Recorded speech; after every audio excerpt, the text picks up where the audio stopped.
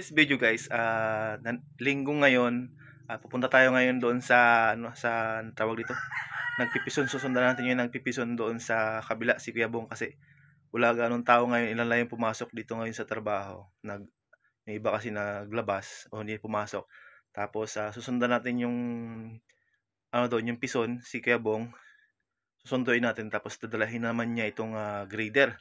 Ito yung ando na yung grader niya sa may labas, sa may kabila. Nilabas na rin niya. So susundan natin siya ngayon, susunduin natin para yung grader naman yung dadalhin niya doon. Tapos mamaya babalik tayo doon at titestingan natin tawag dito, mag-drive ng pison doon sa sa area. So samahan niyo ako guys. Tara. At sunduin natin si Kiabong para siya naman yung mag-drive ng grader mamaya. At pagbalik ko mamaya, ako naman yung mag-drive ng pison. So tara, let's go. So yun na guys, nandito tayo, nakarating na tayo sa sa field at nandoon na si Kiabong sa kabila. Nandito siya. Nagapison na. So antayin lang natin siya na tawag dito. Antayin natin siya dito tapos uwi tayo. Ihatid natin siya doon sa Bangawas ulit tapos kukunin niya yung grader. Sasakyan niya punta naman dito para mag tawag dito, mag-grader naman doon sa unahan. Yan.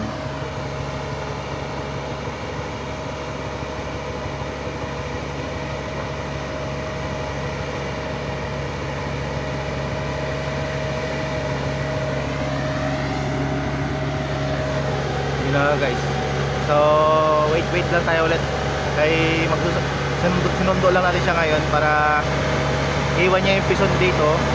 Tapos dalahin naman niya dito yung equipment niya, yung grader.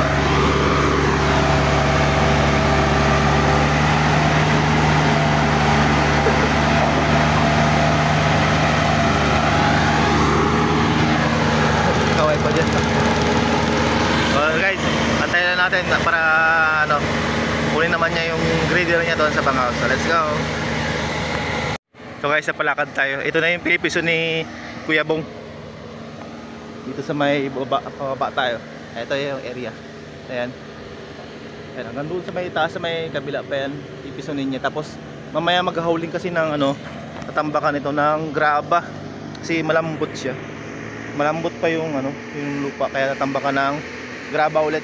Maghahauling sila mamaya na basta nandun na yung yung mag-ooperate na rin yung loader, yung bako para mag-hauling at saka yung truck nandoon na rin sa area, sa quarry.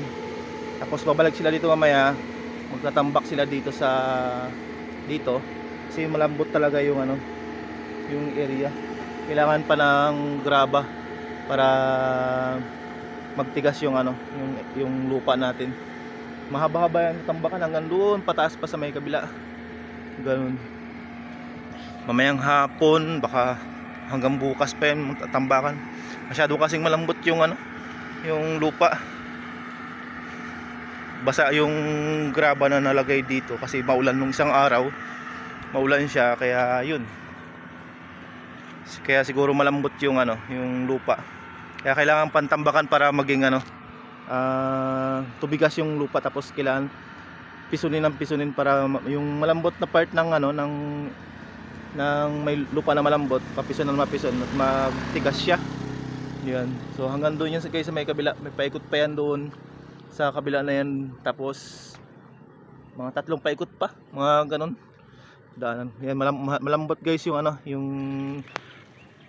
yung daanan, kaya kailangan pisunin siya. Pagkatapos tambakan pa ito mamaya ng ilang truck pa yung kailangan dito. Ganon.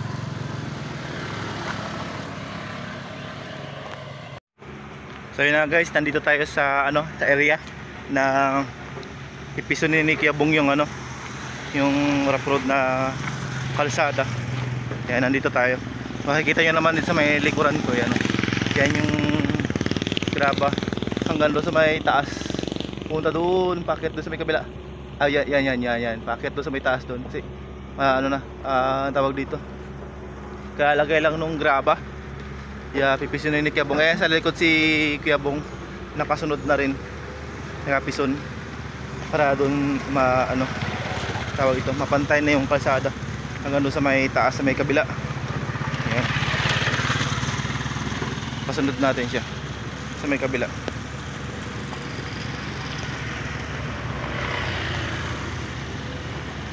Hanggang doon tayo sa may taas. Yun, hanggang doon.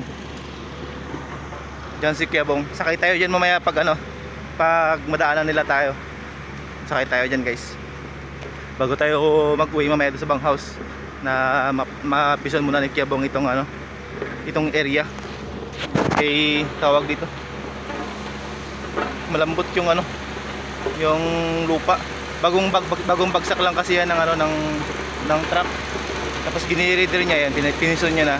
Hanggang doon yan, doon sa may taas, guys. Yan, doon sa may taas doon. Tapos pababa dito sa may kabila. Yan, ito kaya pong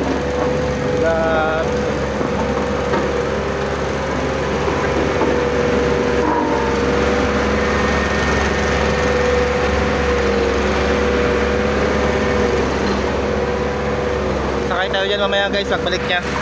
Para flat na yung kalsada. Diba? Flat na siya. Bagong bagsak lang kasi yun ng truck kanina. Kaya parang pag dinaanan siya ng mga motor, nagkalubog agad. Katulad nito, pag dinaanan siya ng yung pagbagong yan diba? O yan masyadong basag-basag yung kalsada. Kaya pag dinaanan siya ng mga gulong, naglalalim siya. Malalim. Kaya yun, gipiso na ni Kuya Bong papunta doon sa kabila. Tapos mamaya pala iiwan na lang din namin yung yung pison dito sa may bahay sa kabila kila Kuya Dudoy. Doon sa may kabila sa kasamahan din namin na na extra. Doon namin iiwan yung pison. Tapos bukas may pasok naman din. So yun sa taas na yan. Yan yung kaninang umaga. Tapos ngayong hapon ito naman yung dito sa may taas. Yan. Yan yung sa may taas. Yan, kapison si Kuya Bong. Mamaya yan sigurado yung pagdaan ng malaking truck. Yan, lubog na naman yan kasi malambot yung malambot yung buhangin. Yan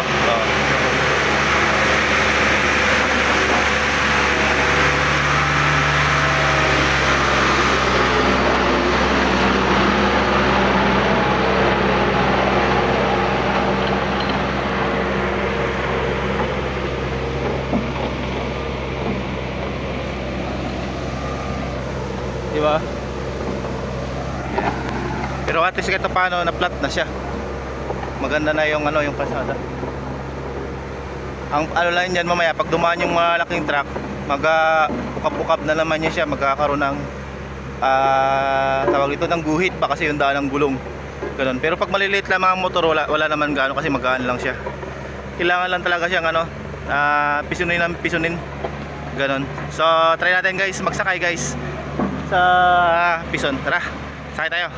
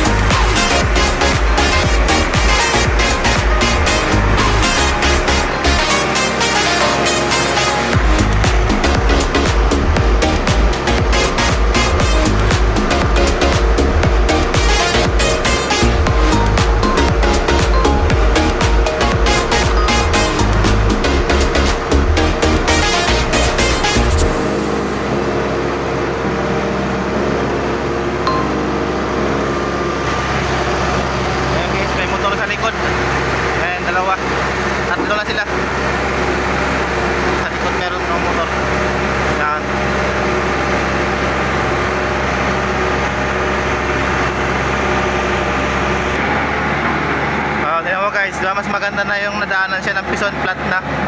Oh, flat na yung sa may likod. Pati yun doon sa may unahan, flat na rin yung kalsada. Oh, yan o.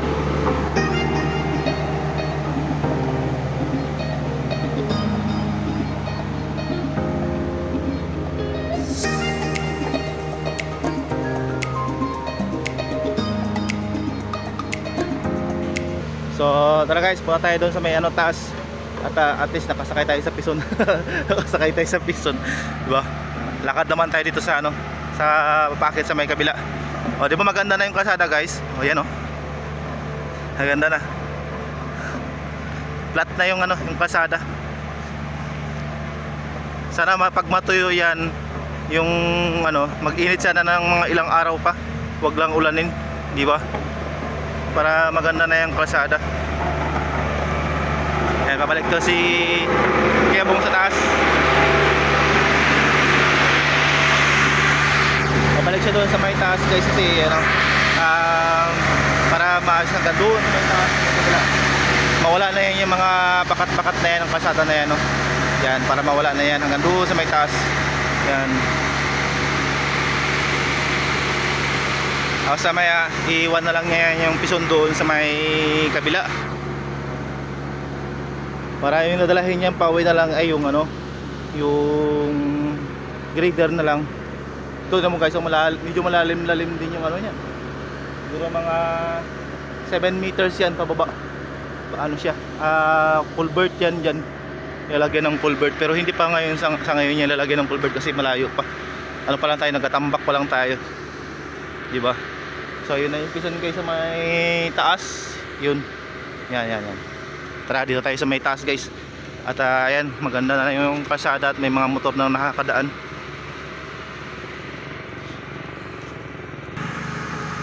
Ayan na guys si Kuya Bong. Tapos may truck na rin parating. Yun yung kulay puti dito sa may likod ni Kuya Bong. Meron na doon ayun yung truck na yun, yun, nandun na siya. Ayan. Parating na siya, magtambak din ulit dito kasi para taasan pa niya yan para banayad yung pasada. Yung may part na malalim na yan, dadagdagan pa yan kasi para yung packet ng pasada dahan-dahan banayad siya. Ganon. Parating na yung yung truck na isa. Magabagsak ng yan ng aggregates guys. Kaya bumalik na si Kuya Bong kasi siya yung magigrader pa. Siya na yung nagapison. Ako sana magpipison pero kinakabahan ako. Kinakabahan ako baka malaglag ko doon sa may bangin yung tinuro ko sa inyo kanina. Okay lang sana kung patag yan siya. Pero kung gano'n ka may dadaanan na malalim, nako, baka mahulog yung pison. Mahulog yung pison guys. Guys, ayan na yung truck na isa. Yan.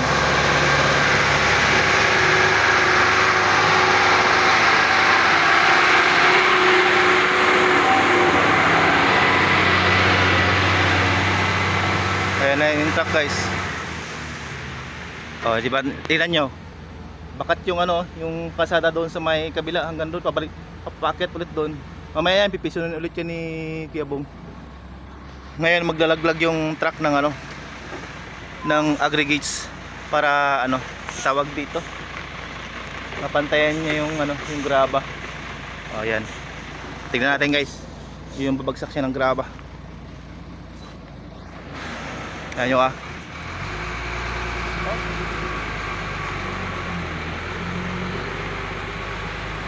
sa taas pa.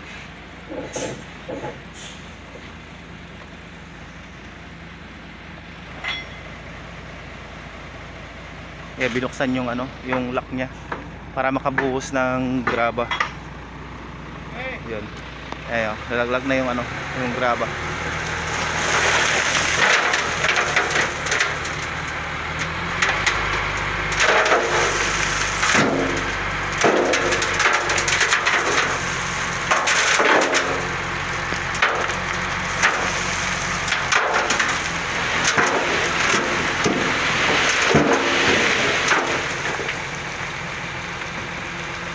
Yan, mga 2 o 3 bagsakan niya siya guys ng graba.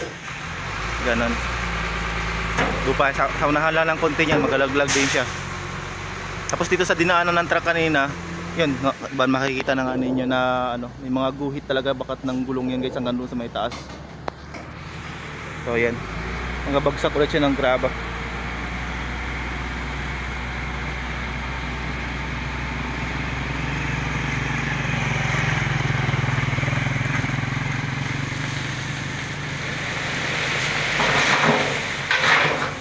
Mga tatlo. Andun yung pison sa may taas. Mga tatlong bagsak pala yan guys. Hanggang doon sa may taas.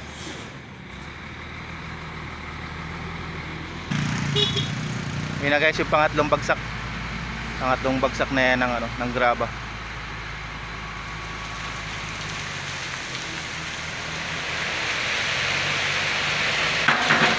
Isa pa. Isang bagsak pa. Isang bagsak pa. Apat pala. Pagtapos ito guys, uwi na rin tayo. Yun na yung pang-apat guys. Apat.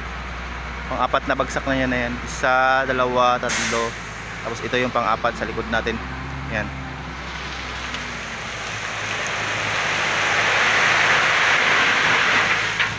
Diba? Apat na yun siya guys. So tignan nyo guys, baka talaga yung ano, yung kalsada. 'Di ba?